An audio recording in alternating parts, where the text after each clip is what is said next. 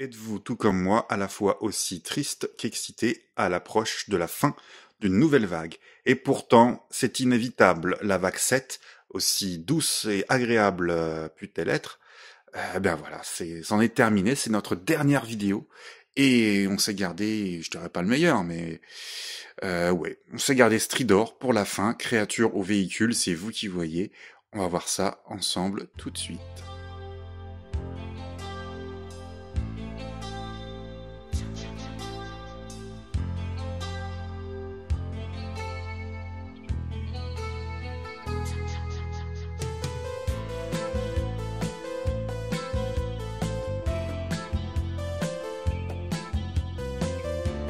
Le voici, le voilà, Stridor, la monture préférée de Musclor et bien entendu de Fisto.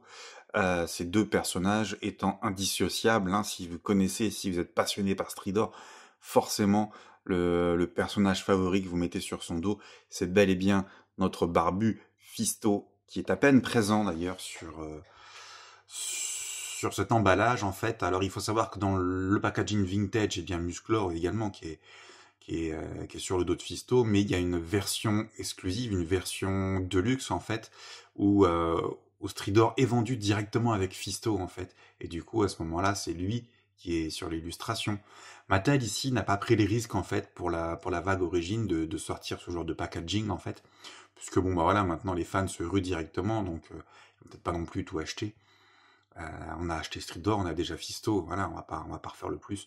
Mais ça aurait été sympa pour eux de prendre le risque, quitte à mettre Musclor vraiment pas loin derrière, mais moi ça m'aurait plu en fait d'avoir Fisto ici directement sur sa monture en fait, tout simplement. Hop, on va s'approcher en fait, hein. Alors on voit aussi ce personnage en haut là, dans les ténèbres, tout noir, c'est tout dans l'ombre.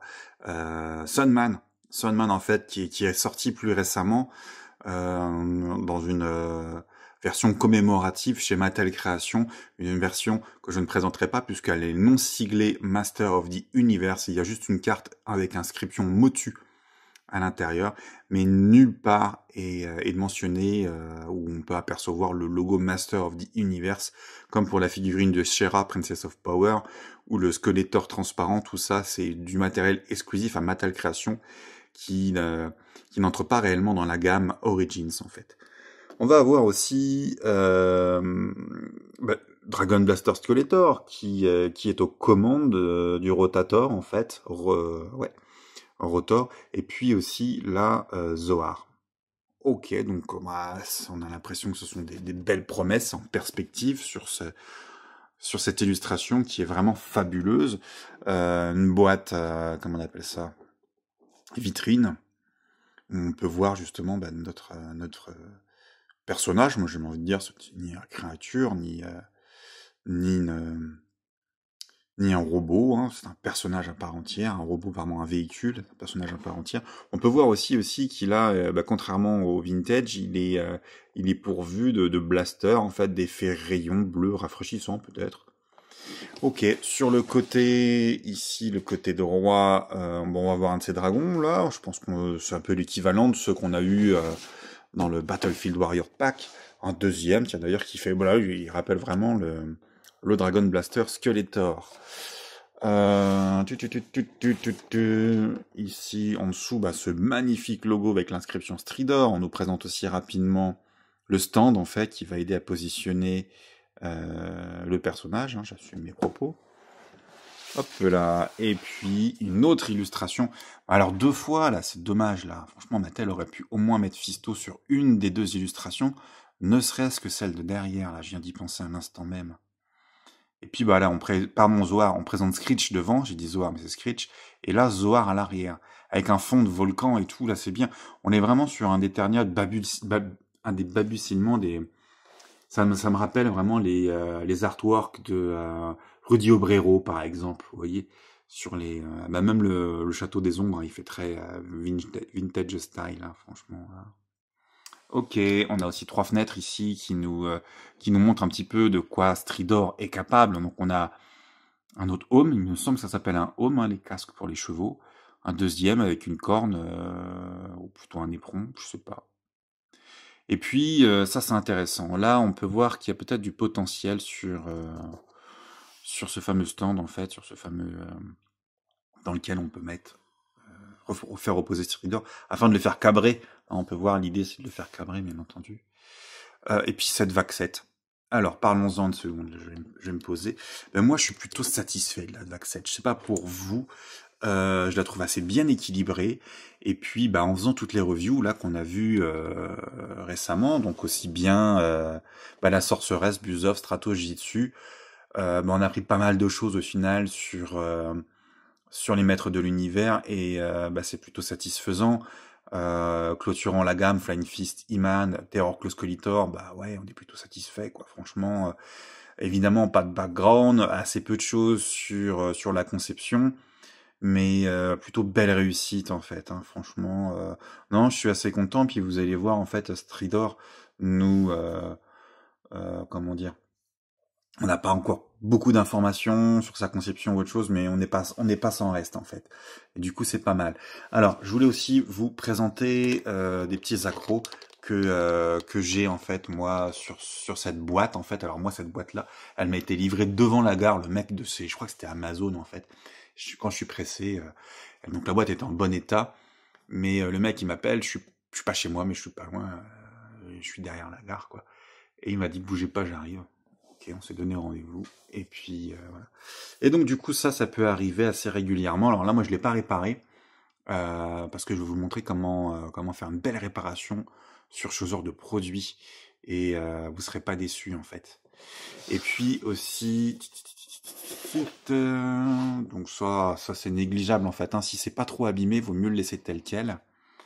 Il me semble avoir un autre problème quelque part. Je ne sais pas où. J'avais envie de réparer quelque chose quelque part. Est-ce que ce serait pas là? Non, c'est pas suffisant. Je ne sais plus. C'est là. Voilà. Ok, ben là je vais vous montrer mon astuce pour réparer ces petites choses-là. Certaines boîtes, en fait, vous savez, il y a des inserts ici et là qui cramponnent vraiment le... Il faut prendre son temps pour les ouvrir, voire utiliser, vous m'avez vu plusieurs fois utiliser par exemple, hop là, une épée afin de pouvoir basculer et puis bien tirer. Sinon, voilà, il peut se produire ce genre d'événement fort regrettable pour les gens qui veulent garder les boîtes, bien entendu. Hop. Alors, je vais retirer l'insert, mais on va pas se ruer dessus.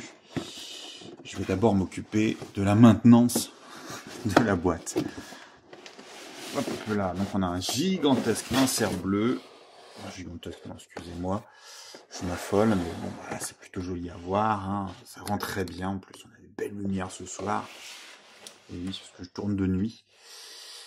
Et puis, sans plus attendre, on va regarder un petit peu ça. On va commencer par le facile, en fait. Puis, je vais vous expliquer, moi, le facile, c'est ça. Hop là, bien entendu, ce coin-là. Ce que je vais utiliser, en fait. Donc, un petit bavoir, un papier essuie-tout, de l'eau.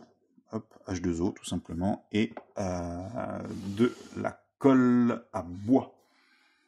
Moi, j'aime bien la colle à bois. C'est une de mes colles préférées, tout simplement. La colle PVA, en fait, c'est une colle caoutchouteuse, en fait. Moi, je pensais que c'était à base de lignine, mais j'en suis pas tout à fait certain. Toujours utile, en fait, que... Alors, il ne faut 3 fois rien. Vous avez vu, moi, je les place comme ça, la colle à bois, parce qu'il faut toujours mettre la tête en bas pour pouvoir avoir ce dont on a besoin. Donc, on en prend vraiment une goutte. Hop. Même là, j'en ai trop, déjà. Et puis voilà. Alors, ce qui se passe en fait, par exemple, quand par opposition complet en fait avec la fameuse colle cyano qu'on utilise très souvent nous les collectionneurs, les cyanochlorylate, les super glus. Donc là, j'en ai 10 fois trop. Hop. Donc du coup, avec le bavoir, on va se nettoyer les mains. Alors, la cyano, en fait, c'est simple, hein, elle est très abrasive ou autre chose, elle va dessécher complètement, absorber toute l'humidité des surfaces à laquelle elle est appliquée afin de les souder, en fait, tout simplement, en quelque sorte. Alors que celle-ci, non, celle-ci, c'est une colle liquide qui va vraiment s'insinuer dans le moindre, c'est fait pour du bois en fait, hein, donc entre les moindres comment dire, molécules de lignine en fait, et euh, et puis bah du coup s'insinuer profondément et sécher. Alors c'est une sèche, ça sèche très lentement en fait, hein. Ça peut être au sec ou au toucher assez rapidement, mais la prise elle est très longue, et par contre c'est très c'est absorbant en fait, c'est le côté caoutchouteux qui est absorbant, et du coup ça fait une colle qui est très robuste, très puissante, qui absorbe les chocs. Et bah, c'est pas rare en fait de trouver des matériaux qui sont contrecollés avec de la colle à bois dans les magasins de bricolage en fait. Et il faut pas avoir peur par rapport à ça, faut pas se dire que le bois collé ça colle pas, non, non, non. Ça colle très bien et ça absorbe les chocs. Du coup, vous pouvez avoir confiance. Je vous recommande, moi c'est une de mes écoles préférées. Puis ouais, c'est quelque chose que je trouve assez intelligente en fait, dans la mesure où elle est différente bah, du scotch qui lui va tout engluer, tout dégueulasser. Là, je sais pas, je trouve que le matériel est assez noble. Alors en fait, oui, bah parce que voilà, le caoutchouc, le bois, tout ça, ce sont on est dans la même famille de composants entre guillemets. Et puis bah, c'est bien quoi. Alors j'ai pas besoin de le nettoyer celui de derrière. Vous avez vu comment j'ai appliqué. Mais ici, je vais certainement avoir besoin d'un petit nettoyage. Hop. Puis d'ailleurs même d'un applicateur, je pense là, parce que c'est pas terrible mon histoire. Ah, non, c'est bien. Donc là, on peut la faire remonter, on peut la faire baver. C'est à partir de là, donc là je m'essuie le doigt aussi sur le buvoir. Hop. Donc là je vais bien la faire baver. Hop. Voilà. Et puis, hop là.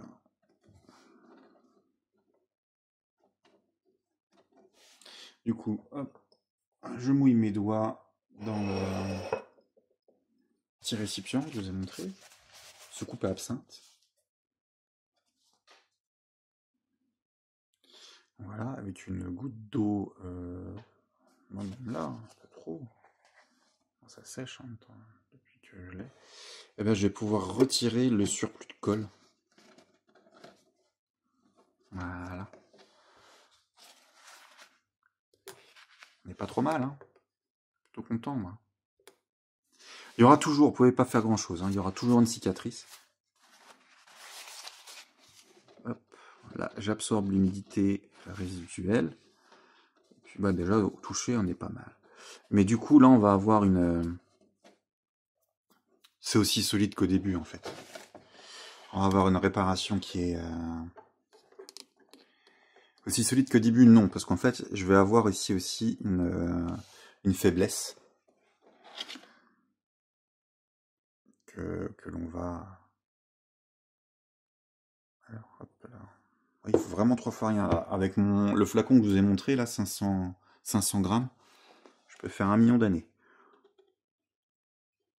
Voilà, pareil, j'englue bien. Donc là, en fait, voilà, pardon, j'ai bien englué. J'hésite pas, hein, je fais le tour. Et puis, comme le papier, tout, qui est fabriqué avec du bois et de la lignine, hein, comme je dis, c'est un matériel, ce sont des molécules poreuses, et ben ça va absorber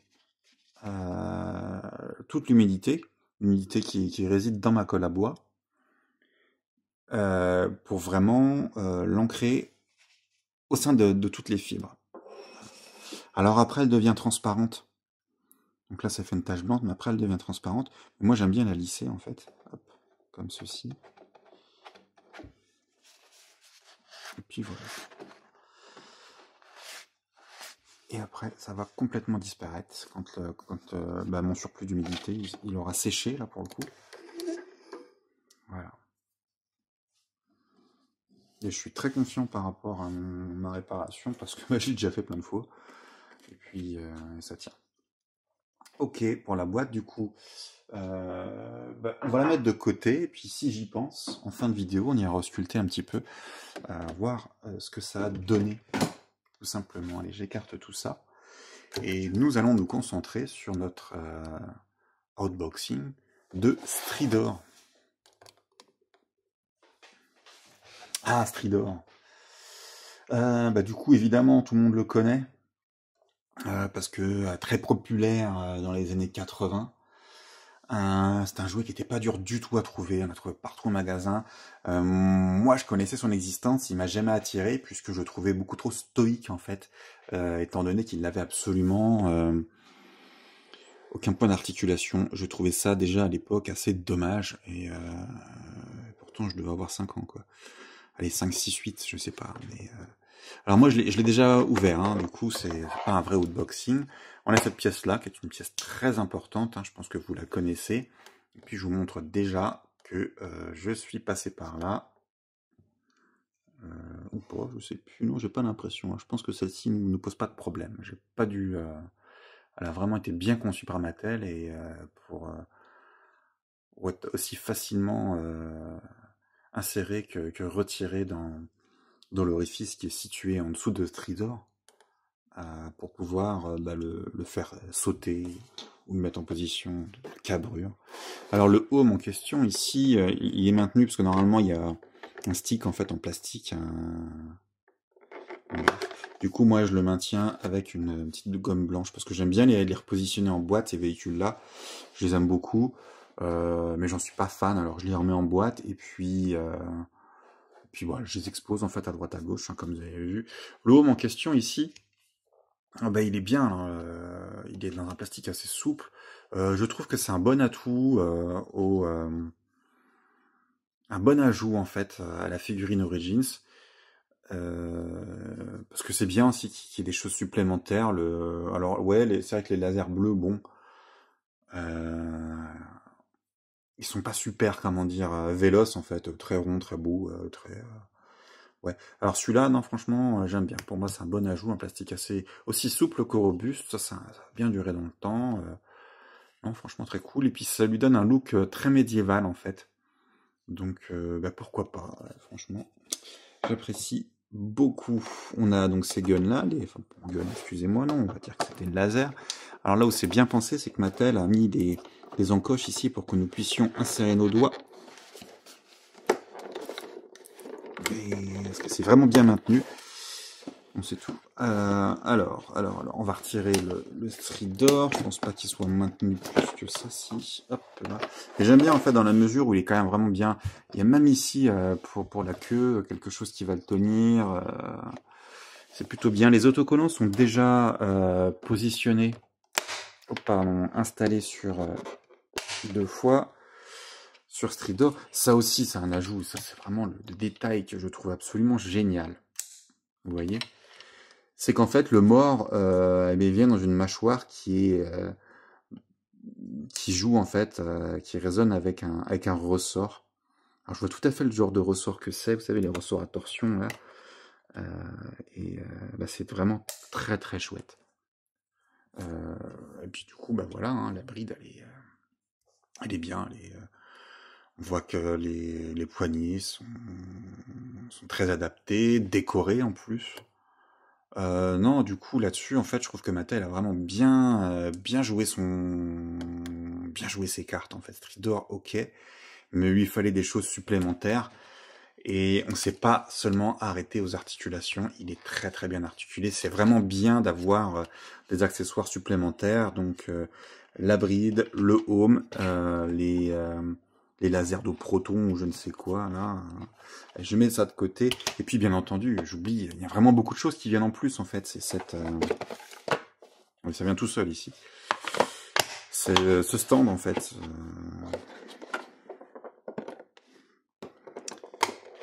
Hop là. Parce que c'est pas du plastique blanc, là, que je vois. Voilà un peu les détails. Oh, moi, je trouve ça très très cool. Alors, on est vraiment sur le même plastique que le Château des Ombres, vous voyez. Plastique semi-rigide. Enfin, rigide, mais quand même assez souple, je veux dire. Belle harmonie des couleurs avec les haies, les obstacles. Excusez-moi, je suis en pleine course hippique, là. On a des détrompeurs, donc on peut les mettre que dans un seul sens. Je vois pas vraiment l'intérêt. Moi, ça m'aurait pas gêné de les mettre dans un sens ou dans un autre. Et de mémoire, en fait, il me semble que ça avait été un peu compliqué de le retirer. En plus, je vois, j'ai l'impression ici que j'ai, hop là, que j'ai une petite faiblesse là. Peut-être que j'ai eu un problème en le retirant. Du coup, je vais peut-être passer un petit coup de cutter ici. Ouais. On va faire ça, par sécurité. Ouais, là, je vois ici aussi, ça a travaillé un peu. Ouais, je vais limer ça. Ah, j'ai pas le matériel que je veux, j'aime bien utiliser le petit cutter, mais je l'ai paumé depuis un mois. Donc il y a vraiment, parce que c'est minime, hein, il y a vraiment pas grand chose à retirer, mais le peu qu'il y a, voilà. Sur les deux faces là pour le coup, parce que du coup il devient une qui gêne.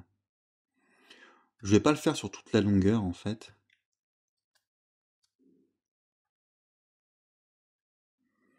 Parce que je veux pas non plus avoir des problèmes de maintien. Faciliter l'insertion, l'extraction, mais je veux pas avoir un jouet bancal non plus, quoi. Donc j'y vais vraiment de manière très très légère. Je pense pas que les autres ici, là, ça c'est juste des guides hein, sur les côtés. Les copeaux, ouais, je les laisse. Ils partiront quand ils partiront. Je m'en moque. Je regarderai ça plus tard. Alors, on y va dans cette insertion. Là, du coup, je suis à l'envers. Et puis, hop. Ah, ok, s'ils ont mis un sens, parce que, regardez, on a des points d'insertion sur le... Non. Voilà, on a des points d'insertion très visibles sur cette haie, et du coup, bah oui, de ce côté-là, si on présente de ce côté-là, ça aurait fait un peu moins joli. Vous voyez, ça a l'air de bien tenir, et puis je pense que je peux le retirer plus facilement qu'avant. Bon, bref, je vais pas taper dessus, mais... Ou alors, en fait, c'est ici qu'il faut... Parce que c'est là que ça tient. Donc, peut-être qu'en fait, c'est plutôt cette partie-là, la partie qui maintient, qu'il faudrait limer. Donc, pensez-y, en fait. Celui-ci, on n'a pas à s'en soucier, puisqu'il ne gêne pas. Hein, il est même déjà mis en place de série. Du coup, voilà.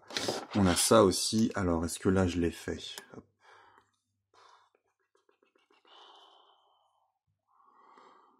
J'ai pas l'impression d'avoir rogné. Ah, quoique, là, c'est pas bien droit. Alors, si j'ai rogné, je l'ai fait à la Dremel. Bon, bref. Est-ce que ça, on les a depuis 2022 Alors, il doit certainement y avoir un sens. Donc, on a un détrompeur ici. Donc, 2022, excusez-moi, je mélange les phrases. Ça veut dire que ça fait longtemps et du coup, je me souviens pas. Mais je sais que ça se retire. Et puis, en fait, on peut mettre ça sur Stridor sans avoir utilisé le support. Donc, voilà. Alors, ça, c'est prêt. Ok, le c'est prêt. On va reprendre notre insert et puis on va retirer ça. Alors, ça, il n'y a pas de raison de l'arracher ou autre chose. Hein. Vous faites ce que vous voulez, mais on conserve. Ça tient bien en fait. Hein. C'est parce qu'il y a vraiment des ergots, le design du rifle rentre profondément. Donc il faut vraiment lever là, un petit peu le support. Il faut l'aider quoi. Bon, tout ça pour dire que c'est vraiment bien harnaché. Et ce que je comprends pas, c'est qu'en fait ils ont pas. C'est blindé à mort, ça risque pas de tomber. C'est pareil pour les lasers ici, là-haut, là. Hop. Mais le home, lui, il n'y a rien qui le tient, quoi. Donc ça, c'est très bonne qualité, mais ouais, la manufacture, là, je sais pas, le design de ce truc-là, il est pas égal sur les pièces qu'on utilise, bon, tout, quoi. Alors. Du coup, je prends mon temps pour cette dernière vague. Alors, dites-moi dans les commentaires quelle figurine, quel thème vous avez préféré de cette vague 7. Moi, j'ai quand même un penchant pour Terror Skeletor et la sorcière. Jitsu m'a bien plu. J'ai de beaux commentaires sur... J'ai de beaux commentaires sur... alors, le premier, c'est plus dur à retirer. Après, sur la vidéo de Jitsu, franchement, bah, allez-y, lâchez-vous au niveau des commentaires. C'est ça qui m'encourage, moi. Puis voilà, c'est pareil, c'est des questions pour préparer des jouets, des articulations, ou bah, même maintenant des boîtes. Pourquoi pas? Pourquoi pas? Alors je vais virer ça. Et puis sur fond blanc, hop, on va faire une balance des blancs même. Allez, On va pouvoir regarder un petit peu ce que donne. Ah, bah alors le fond blanc, hein, il est où, là cet objet. Alors on en a 3, ils sont identiques. Et j'adore cette matière qui va nous rappeler les fantômes de chez Kenner, en fait, les Real Ghostbusters, on s'en souvient. Il y a des rééditions aussi, en mode commémoratif, en fait. Ils sont très bien. J'ai du mal à résister. Voilà, voilà. Du coup. Alors, qu'est-ce qu'on a? On a ces 3 objets là. Ça, la bride, le home. Et puis, bien entendu, ça. Et le canasson en question. Alors, Stridor, il aurait été conçu par un certain Colin Bailey, qui travaillait pour Mattel, un designer. Moi, pendant longtemps, je pensais qu'en fait, ça aurait été, vu la taille du truc, ça aurait été un repaint d'une autre gamme, un truc genre Big Jim ou autre chose, mais non, pas du tout. Il a réellement été conçu par Musclor. Malheureusement, j'ai pas de documents sur sa conception, ce genre de choses. Même le nom de Colin Bailey est à prendre avec des pincettes, en fait, hein, c'est supposé. C'est le sculpteur, enfin, la personne à qui on doit des personnages comme Whiplash ou justement Fisto. Ça, c'est intéressant, décidément. Ils sont indissociables, ces deux-là, Stridor et Fisto, jusque dans leur propre conception. Il n'y a pas de hasard, en fait, chez les maîtres de l'univers. Côté proto, ben, on a quasiment rien. On a juste une image qui provient d'un catalogue français. Tiens, donc pourquoi pas. L'image, attendez, on va la mettre ici, là. Hop. Du coup, bah, avec Musclor invincible dessus, c'est ça, ouais. Battle Armory Man. Et puis, bah, on nous propose, en fait, on nous parle un petit peu très rapidement. On a un petit texte qui nous parle de Stridor. D'ici, sur la figurine, on va retrouver les principales caractéristiques avec les autocollants, ce premier home qui se retire, une armoirie là, qui est de deux côtés, les mêmes caractéristiques en fait sur le design de la bête. Et puis voilà, là, franchement, il est très très similaire au premier, à l'original, en dehors du fait que là, c'est vraiment très très cool. C'est que il est entièrement articulé. Et ça, peut-être qu'en fait, le Stridor Vintage, on serait beaucoup plus à kiffer dessus, et il aurait une cote vraiment énorme si déjà, à l'époque, il avait eu juste, ne serait-ce que 4 articulations, 4 ou 8, ce serait bien, ce que fait avec les jambes d'avant en arrière, c'est bien, mais c'est pas ouf. Mais ça, voilà, il faut au moins qu'il y ait un genou, quoi. Non, franchement, là, du coup, c'est une belle réussite. Ça tourne. Alors, je sais plus si Vintage, il n'y avait pas un bruit quand on tournait. Il me semble que non. J'aurais bien aimé qu'il y ait un bruit comme les Star Wars Kenner, par exemple, c'est ceux de 77. Ils sont plutôt sympas d'avoir un petit critement quand on tourne ce genre d'accessoires. Hop. Alors, on va placer, et c'est là le seul problème conceptuel de cette réédition. C'est, voilà, les guns ici, ils ont tendance à tomber. Alors, il y a un sens en plus, je crois que c'est ce sens-là. On a du mal à les mettre, et puis ils tombent régulièrement. Donc, soyez pas surpris si... Hop. Alors, on a une orifice, il me semble qu'elle est hexagonale. Hop, oui, bah voilà. Et là, non, ça aurait été bien d'avoir quelque chose d'hexagonal ici aussi. Pour avoir un meilleur maintien, en fait, un meilleur... je crois qu'on appelle le couple, en fait, ça, quand on a... Vous savez, les clés Allen, ce genre de choses. Les cruciformes. Pour mieux maintenir, en fait. Et puis, quitte à devoir retirer le gun quand on doit le changer de position, quoi. Au niveau des proportions, ouais, c'est pareil, c'est assez équivalent au Stridor Vintage, si ce n'est qu'en fait, ici, on est vraiment profond. Hein. D'ailleurs, en fait, j'ai peut-être une triche là qui est là, non parce que souvent, je le... Okay.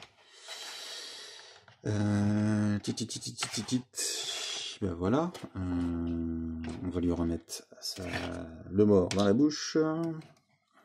Hop, et puis voilà, des close-up, hein, bien entendu. Il est génial. Je le trouve très beau, en fait.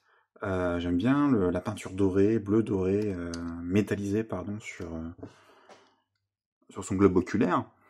Et puis, je sais pas, ça renvoie bien au dessin animé. Alors, je crois qu'il apparaît 2 fois dans le dessin animé, dont un qui est plutôt drôle, en fait. où on nous explique son origine. Donc là, il faut en parler. C'est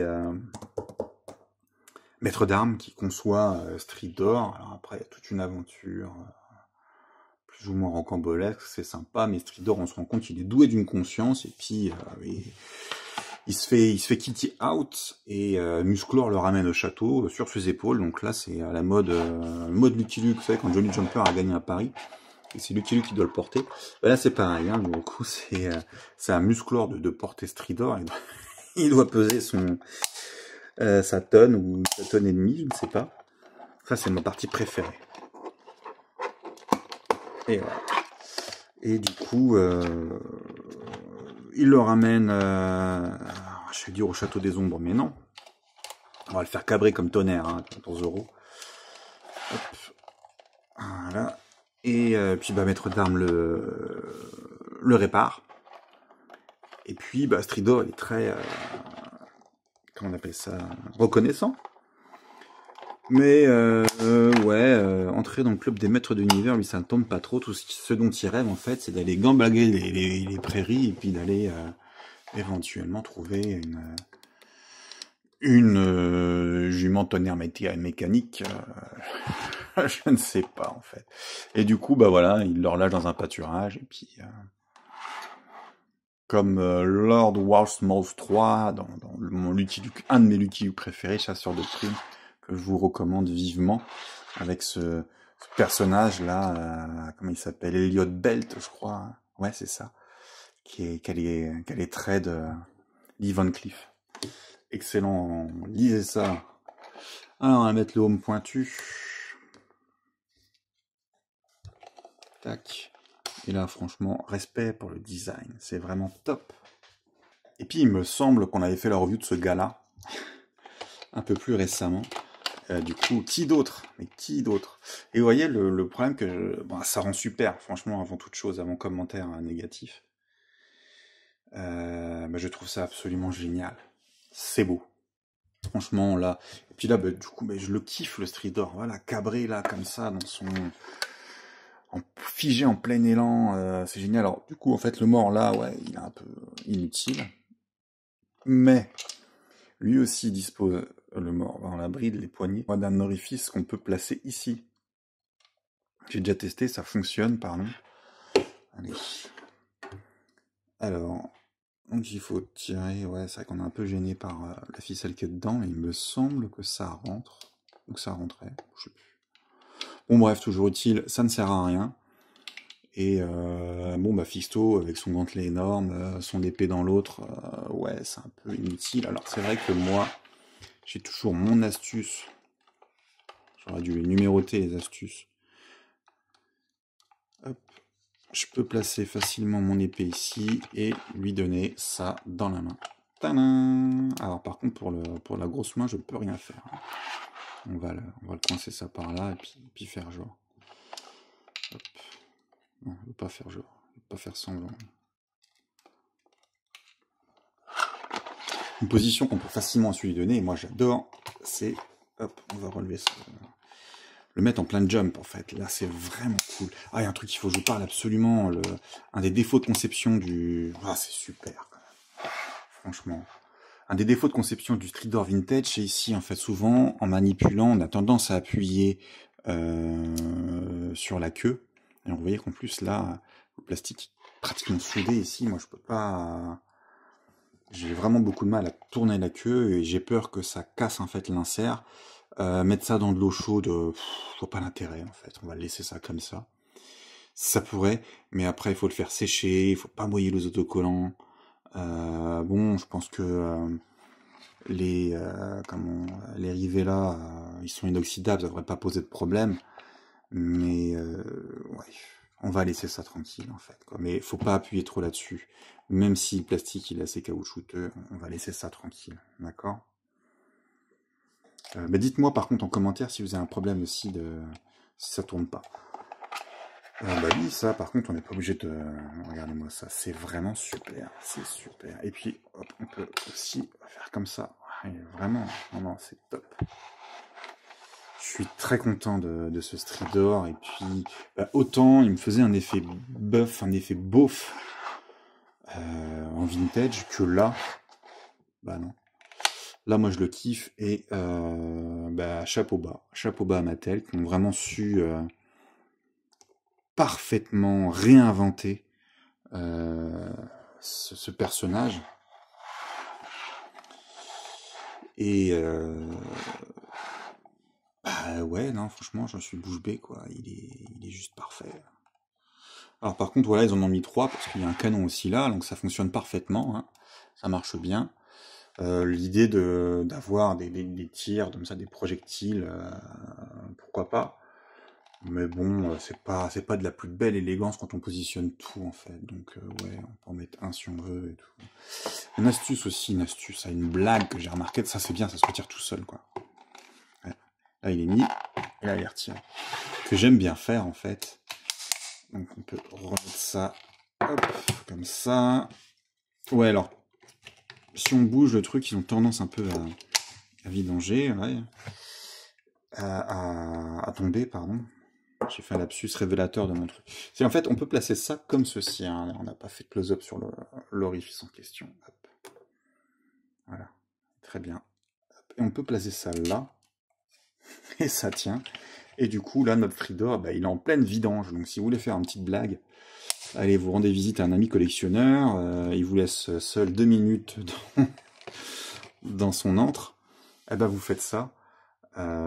Et puis, ça rendra un jour ou l'autre. Ouais, c'est quoi cette blague? C'est douteuse.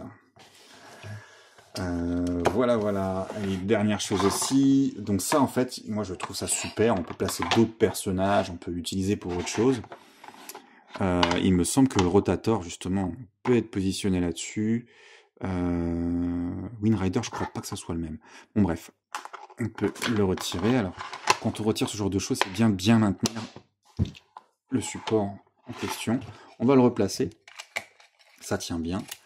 Et puis, on va se remettre en position de cabrage. Vous voyez, j'ai tendance à appuyer dessus, en fait. Hein. Faut vraiment se méfier pour la queue. Et du coup, là, c'est beaucoup plus discret, en fait. Voilà. Qu'est-ce que j'aimerais... Excusez-moi du terme, hein, mais quand je vois toutes les cochonneries que publie Mattel dans cette vague, vous voyez, avec les Thundercats, avec... ouais, c'est bien les Thundercats, mais... ouais, Tortue Ninja, WWE, machin chose et tout ça, quoi. Putain, excusez-moi, mais c'est Brave Star. Les maîtres de l'univers, s'il y a une gamme voisine, la plus proche et la plus belle, c'est celle de Brave Star. Sortez-moi un 30-30 à mettre à côté de Stridor. Mais là, je dis oui, quoi. Honnêtement, WWE, machin chose, bah non. Universe, là, non. La nouvelle vague qui font WWE, bah encore moins. Tortue Ninja, bah non. J'aime bien les Tortue Ninja Vintage. J'aime bien les rééditions que font Playmate, je crois. Je suis plus sûr. Mais ouais, les mashups là, non. Thundercat, les mashups, bah, c'est pareil, hein, je crois qu'on va vous allez les garder. Ça se vend pas super bien. Autre side gamme en fait, ça va être Cartoons, là, oui, on est d'accord, oui, bien sûr. Mais je veux Brave Star. Moi, c'est mon kiff, c'est mon rêve. Il y a trop peu de chance. Alors, on a quand même eu Sunman, et puis bon, on les a pris parce que là, ils sont vraiment partie intégrante de la gamme Master Universe Origins. On le verra par la suite. Hein, ils arrivent à grands pas, je crois, en vague 8. Donc c'est tout bientôt, Sunman. Et puis voilà. Dernière chose aussi au niveau des origines, hein, vous pouvez vous référer, je crois que c'est le mini-comics Clash of Arms de la gamme Vintage, dans lequel on voit vraiment Fisto qui monte Stridor. Et puis voilà, hein, il est très bien illustré, il affronte Jitsu dans ce truc-là, c'est plutôt pas mal, avec la fin qui fait rire certaines personnes, avec tous ces propos, je suis pas sûr qu'il y ait un... Alors on peut essayer de placer ça là, en fait moi un truc qui me gêne c'est que, pour se dire au revoir, je trouve que les personnages tombent vraiment très très bas dans le... Donc là, voilà, je place le home vraiment bien comme il faut ici. Et puis, on va essayer de faire ressortir Fisto un peu plus haut. De manière, hop. tendre un peu les pieds. De manière à ce qu'il se tienne un peu plus droit dans le personnage. Voilà, j'aime pas en fait le fait qu'il ait le cou, le menton, la barbe en fait qui arrive ici. Là, il a plus l'air d'un cavalier, n'est-ce pas? Et voilà notre Stridor et notre Fisto enfin réunis dans la gamme Origins. Et on n'est pas mécontent du résultat en fait. Hein. Plutôt satisfait.